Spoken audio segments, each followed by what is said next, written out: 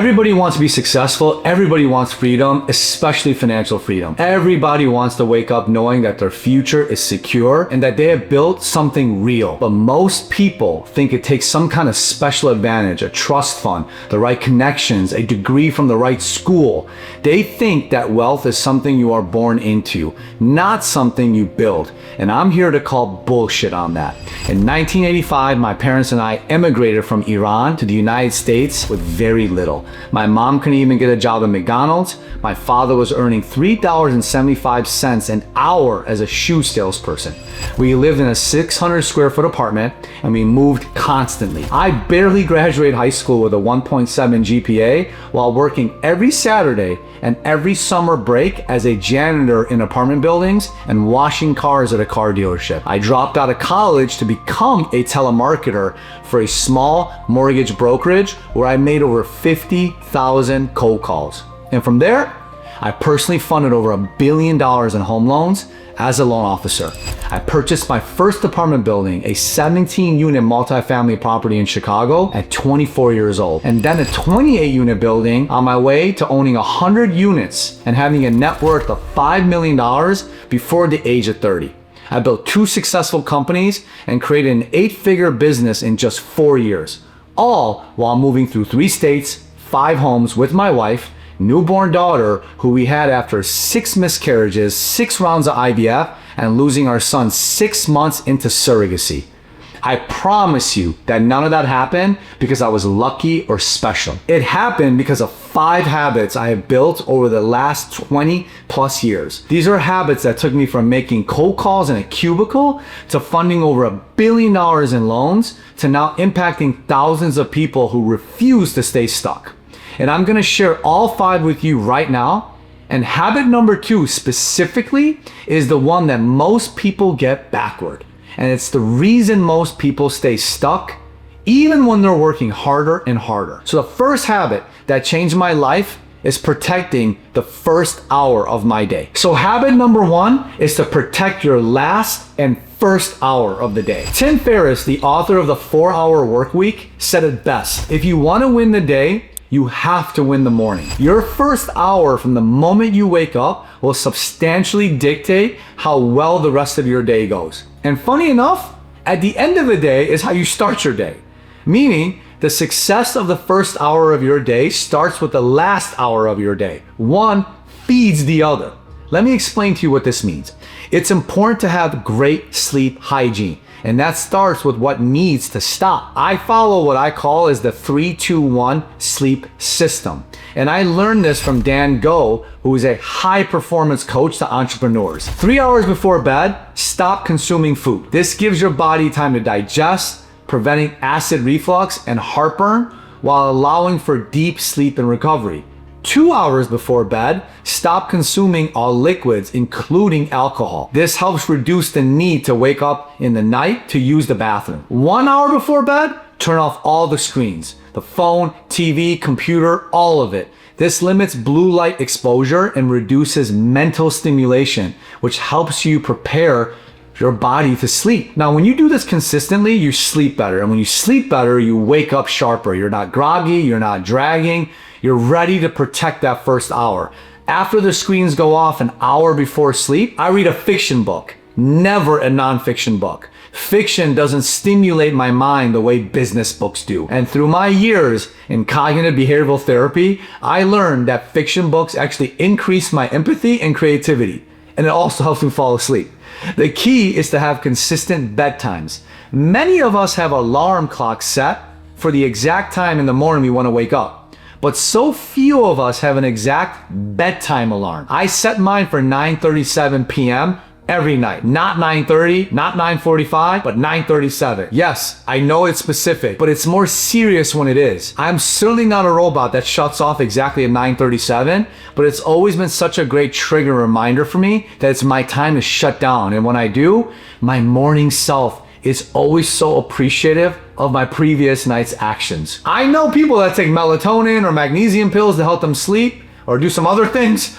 Those actually never worked for me. What works is naturally optimizing those last 3 hours, eating clean throughout the day, moving my body every day, and going to bed at the same time every night.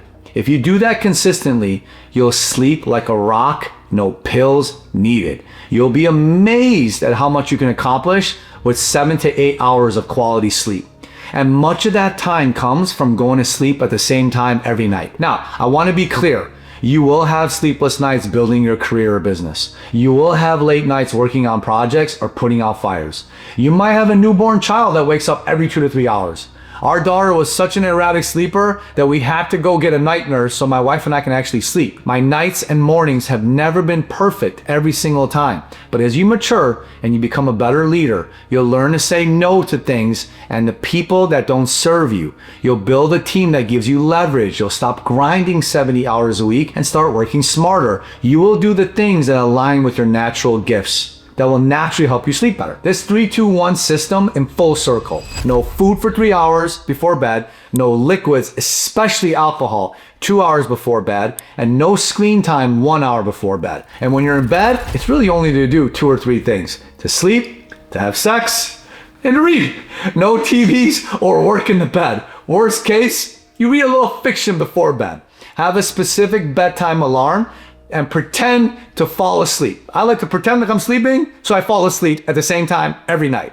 That's how you set up your first hour to win the next day. Because when you protect the last hour, you wake up ready to protect the first hour. Benjamin Franklin said it best: early to bed, early to rise makes a man healthy, wealthy, and wise. And if you don't know who Ben Franklin is, he's the guy in the $100 bill.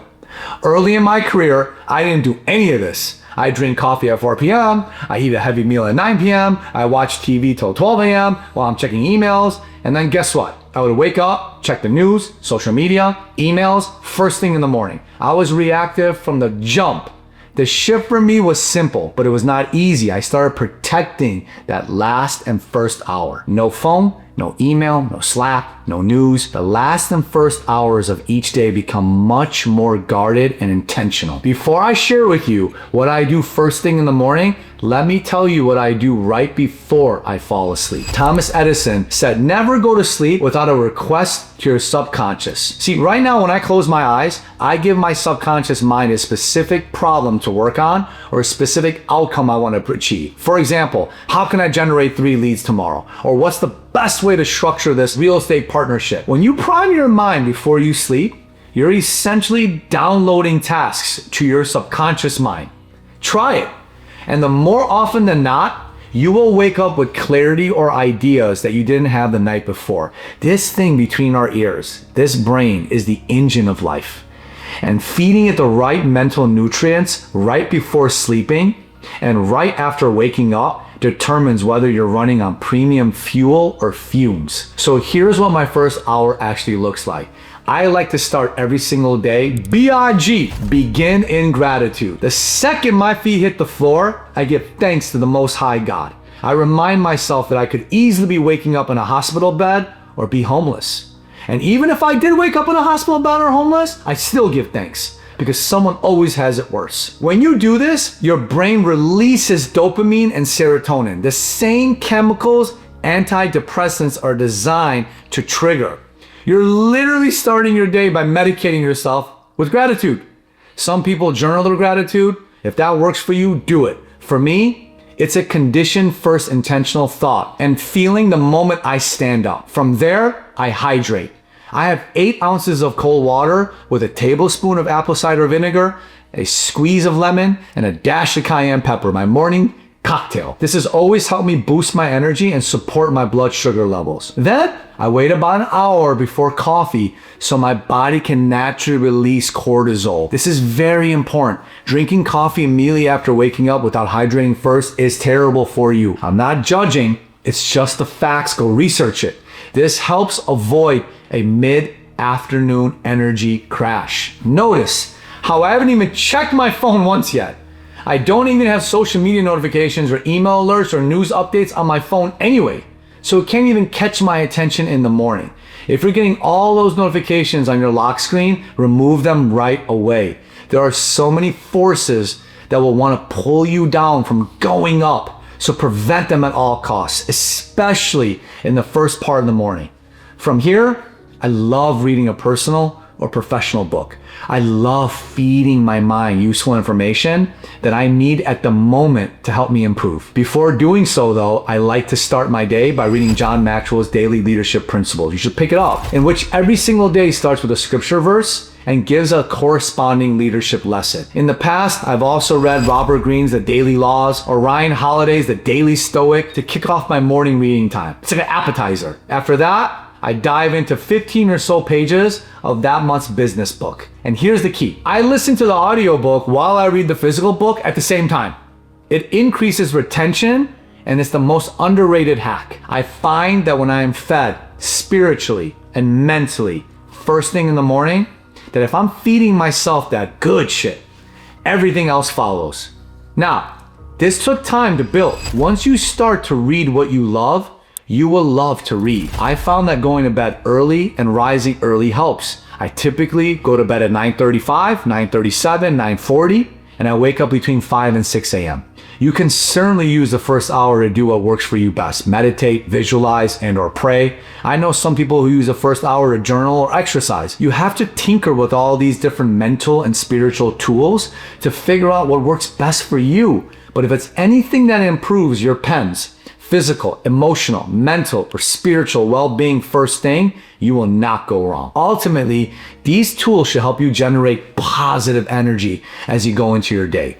Regardless, here's what I've noticed. The days I protect that hour, I'm sharper, more intentional, I make better decisions. The days I skip it, I spend the whole day reacting and I'm full of stress. Protect the bookends to your days at all costs. So now listen, before I get into habit number 2, which is the one a lot of people get wrong, I want you to take a minute. I want you to smash that subscribe button if you haven't already. And I want you to smash that thumbs up button, because this support gives me energy to keep making these videos in the days that I don't want to. And I'm committed to doing that, all right? So all right, let's get to habit number 2. This is the one I talked about earlier that most people get backward. It's investing in yourself when you can't afford to. Because the reality is that you can't afford to not invest in yourself. See, in 2012, when I was working 70 plus hours a week, 7 days a week, cold calling realtors and homeowners from my desk, and only closing about 3 to 4 home loans a month, I was in a very bad place mentally. And everything came to a head when I was on vacation in Scottsdale, Arizona with my then girlfriend, now wife. I packed 2 computer monitors and set up a mock workstation in the hotel room, like a total dweeb. I remember never leaving the hotel room from 9 a.m. to 7 p.m. 4 out of the 5 days we were there, while my girlfriend was at the pool by herself texting me, "Are you coming?" Anytime I think about those days, I feel sad. That exact time, I thought back to what my first mentor ever told me, and he said real school starts after school ends, and to always invest in learning how to improve at whatever I was stuck on. So I said, you know what? I need to go back to read books. I picked up Think and Grow Rich by Napoleon Hill. You may have heard of it. It's a famous book. He has 13 principles in that book, and principle number 9 talked about being in a mastermind, which he defined as the coordination of knowledge and effort of 2 or more people who work with a definite purpose in the spirit of harmony. I mean, I read that like 10 times. I'm like, what? So I remember searching mortgage masterminds on Google, and I came across an actual industry event in Las Vegas called the Mastermind Summit. It's where many of the top loan officers at the time were asked to share their successful strategies. A few weeks later, I booked a flight, hotel, and I headed off to Las Vegas to attend that 3-day event. Now, that trip to Las Vegas, the event ticket, hotel, and flight, and the additional spending money, not for gambling, but to feed myself, was over $2,000. I was making about $8,000 to $10,000 a month at the time, which was a big chunk of my monthly earning, which is 20% or so. And I was taking away time from my business, my girlfriend, to be there. It felt like a lot, but I stretched myself, and it turned out to be life altering. I can tell you I would not be here speaking to you right now and sharing my knowledge if I didn't attend that event. I sat front and center. I watched speaker after speaker share their success stories and tactics, while I took massive amount of notes. I sat front and center watching speaker after speaker share their success stories and tactics, but one particular speaker really resonated with me. He spoke about how to make $1 million in a year in just 40 hours a week. He spoke with so much specificity and simplicity on how to do that. I was hooked. I was like a born-again mortgage Christian. He also shared how his loan officer coaching community helped hundreds of other loan officers grow both professionally and personally. I remember nearly tackling him when he came off stage to ask him if he had any room in his coaching community. Unfortunately, he said there was a 1-year waiting list, and I told him, I'm going to be one of your greatest students of all time. Even though I had a 1.7 GPA in school, I'm going to have a 4.0 street GPA with you. He took a liking to me and he agreed to give me his cell phone number. So every so often, I text him a quick question, and he was always so gracious to give me incredible answers back. And just those answers through text message would save me months. As he noticed the quality of my questions and how quickly I implemented what he told me, I literally said, tell me to jump and I'll pull out a trampoline. He gave me more of his time. I was basically fertile soil. I asked for his seeds of knowledge and I planted them immediately. He taught me how to script my approach to persuading prospective borrowers to meet with me during normal business hours rather than on weekends and weeknights. How to sell from a place of confidence and not scarcity. He also guided me how to negotiate with my company leadership at the time for a full-time, dedicated assistant, which ended up saving me hours and hours. Eventually, I was accepted into his coaching community, which is about $2,000 a month. But because of that, I went all in. And to be really transparent with you, I'm not sure I would have given that type of effort if it was free. I have a saying, nobody washes a rental car. If you own it, you better take great care of it. Because if you own it, you take better care of it. And because I went all in, my income increased by almost $100,000 those next 6 months. And legit, I record all my income every single year in my iPhone notes. It 10x'd in 5 years from when I started. I was eventually able to go on a month-long vacation with my wife, the same girlfriend who was with me when I was cooped up in that hotel room working while on vacation in Arizona 5-6 years earlier. I didn't even take a laptop with me that whole month. And I funded over $10 million in personal production because I had 2 full-time badass loan officer assistants. Here's what I tell every person I lead. If you're not investing in yourself, not only are you cheating yourself, but you're telling the market that you're not worth investing in. All my realtor partners knew I invested in coaching, and they felt my improvements directly and indirectly. I was adding way more value to them and to their referrals because of this. I learned how to get referrals back to them from their referrals. Better than them. You can't impact others if you're not impacting yourself. Most people wait until they can afford it. And then most of those people end up thinking they don't need it because they got it all figured out. Smart people invest before they can afford it because they understand that investment creates income, not the other way around. Dan Martell, who's a famous modern entrepreneur, said it best. Paying for coaching is like having the answers to the test. He's so right. Investing dollars in your career degree by attending industry events, masterminds, or even hiring a coach, it will fast track you. I am a living testimony of it. Even today, I still invest thousands of dollars in specific mastermind groups that stretch me financially. But the insights and context I had made are priceless. Proximity to the right people compresses time, and your ability to stay objectively curious about how you can improve forever will be your greatest advantage over your competition. And this leads perfectly into the third habit, which is learn fast, apply faster. Otherwise, you're gonna plateau. Every day, you have to learn like a white belt and kick ass like a black belt.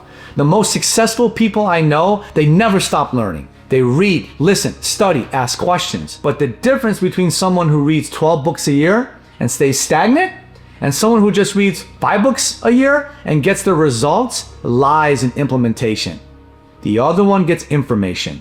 I hated school my entire life. I barely graduated high school. I dropped out of college. So when I say education changed my life, I'm not talking about traditional classrooms. I'm talking about the decision to become a student of my craft, my business, of personal development on my own terms. There was a moment early in my career when someone handed me a copy of Darren Hardy's The Compound Effect. That book blew my mind. It was the first time I understood that small, consistent actions repeated over and over create massive results. Then I went and read The Slight Edge and, of course, Atomic Habits. I was hooked and I started to take down more and more books. But here's the key. It's not just about learning. It's about learning the right things. It's about getting insanely good at the key skills you need to prosper in your domain. Most people consume whatever is trending, the latest hack, the newest strategy, the hot take on social media, and 6 months later, it's irrelevant. I learned early on to filter out the noise and focus on timeless principles. Things that worked 20 years ago and that will work 20 years from now. Human psychology, persuasion, discipline, consistency, relationship building. I also learned to focus on what moves the needle versus what's just interesting. You can spend hours learning about things that don't matter to your business, or you can invest 30 minutes learning the one thing that you need to advance. Learn what matters, apply it immediately, refine as you go. For example, I see people post on Facebook asking for book recommendations, which is like walking to the local bookstore and asking the same question. The person working there will look at you like you're weird. At certain seasons of my life, I struggled with time management, for example. So I read books like Eat the Frog by Brian Tracy, Procrastinate on Purpose by Rory Vaden, Buy Back Your Time by Dan Martell. Your brain is your engine. And the more you feed it with the right fuel, which is the right education, the more you can achieve. But you have to turn that knowledge into fuel. You have to test it, apply it. I've seen people spend $10,000 on the right courses at the wrong time for their business. And then they never implement a single thing because they weren't ready yet. They collect the right information at the wrong time in their business and then let it collect digital dust. Don't do that. Be a knowledge applier, not a knowledge hoarder. This leads into the fourth habit, which is to focus relentlessly on your high value tasks. In his book, High Performance Habits, Brendon Burchard talks about something called PQOs, your prolific quality output. And the core idea around it is this: identify the outputs that matter most to your success. Focus on those. Say no to almost everything else and be prolific in producing those outputs to high standards of quality. The main thing is to keep the main thing the main thing. One of the first questions I ask anyone that I'm mentoring or coaching is this: what specifically are the activities you gotta perform every day to get the results you want? Say I ask this question to someone who wants to get in better shape physically. If that person gives me a general answer like working out more, they're not gonna have a high chance of succeeding. But the person who replies, I'm gonna weight lift 4 times a week, Monday, Tuesdays, Thursdays, Fridays at 6 a.m. for 45 minutes, that person has a much higher chance of succeeding. You see the difference? One's very general, one's very specific. And here's what this means in other practices. Every task you do in a day falls into one of 2 categories: high value tasks, low value tasks, HVTs, LVTs. High value tasks are the things that directly drive revenue and growth. See, in my business, that comes down to marketing and sales activities every single day. Promoting by creating one piece of content for one platform at the same time every single day. And then engaging the content of at least 10 other people's posts. Prospecting by talking to 7 to 10 people on the phone every weekday. Those are my non-negotiable HVTs that move the needle. Low value tasks are everything else: administrative work, emails, scheduling, data entry, things that need to get done but don't directly generate income. And here's the trap most people fall into.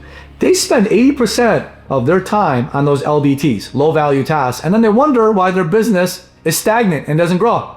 Early in my career, I was drowning in administrative work. I was doing everything myself and I felt busy. The shift happened when I completed a time audit where I tracked everything I did in 30-minute increments for a week straight. And I realized I was spending less than an hour a day on those actual high-value tasks, the things that actually generated revenue.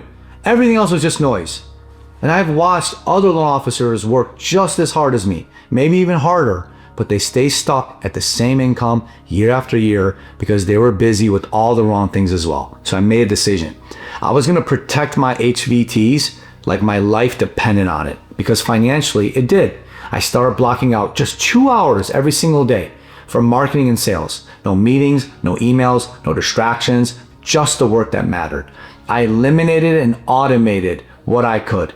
Then I hired an assistant to handle everything else. Was it hard at first? Heck yeah.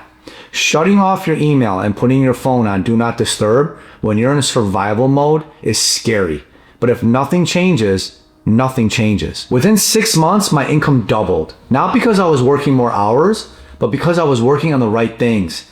And as you heard from my habit number 3, I was also learning how to do the right things right by getting coaching. I was doing the quality and quantity of the required reps. And so here's the question you need to ask yourself every single day. What are those 3 to 5 high value tasks that if you completed them every day would transform your business? If you can't answer that question in 60 seconds or less, that's the first problem. You gotta get clear on what your HVTs are and how they're quantified.